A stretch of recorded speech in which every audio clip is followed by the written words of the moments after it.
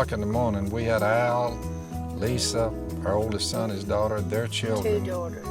And they were all in the house on Christmas Eve. We're all in here. We lost our power.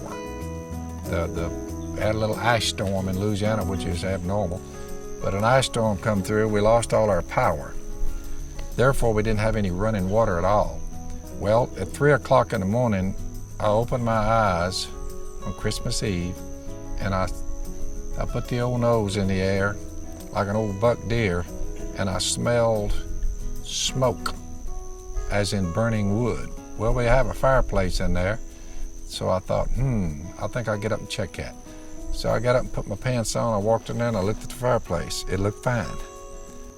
I went back in there, got back in bed. I lay there for about 15 minutes. I kept smelling what smelled like burned wood, not like logs. It was something other, little smell I didn't like. I thought, I can't believe you sniffed I said, that out. something is not right. So I got my pants on again. I walked back in there. So I get down in front of the fireplace and I'm studying it. Well, I'm looking right in the little crack where the concrete meets my living room floor. I have a flashlight because we don't have any power. There's no lights, it's dark. I could see a little wisp of smoke coming up, and then it would go on up in there in the chimney. And I'm looking at that little wisp of smoke. I said, what is smoke doing coming out of right there? I thought, let me check something. So I go outside, I crawl up under my house, and I can see a red glow. I thought, a red glow underneath my house, not good. And not only that, I could see smoke underneath my floor joists. It was just thick smoke, about like that. So I got up and I ran back in there and I looked. Well, at first I took 5 gallons out of one of these water dispensers. Well, I had a 5-gallon, about 2 of them, 5-gallon jug, all the water I had. Well, I poured in that crack and it went I said, the house is on fire and that floor is on fire right there. So I hollered, everybody got up, so I got ready to get them out of there in case it goes boom. So I'm looking around, run out here, call my neighbor over here, one of the brothers. I said, bring a chainsaw, and I said, a sledgehammer. So I run out here, he comes tearing up in here. I grab that sledgehammer, and I run in there. I said, hold that water. And I said, Miss Kay, I'm fixing to destroy your floor here, but trust me, it's got to be done. She said, don't tell me you're gonna bust that all up. I said, I'm fixing to bust it up.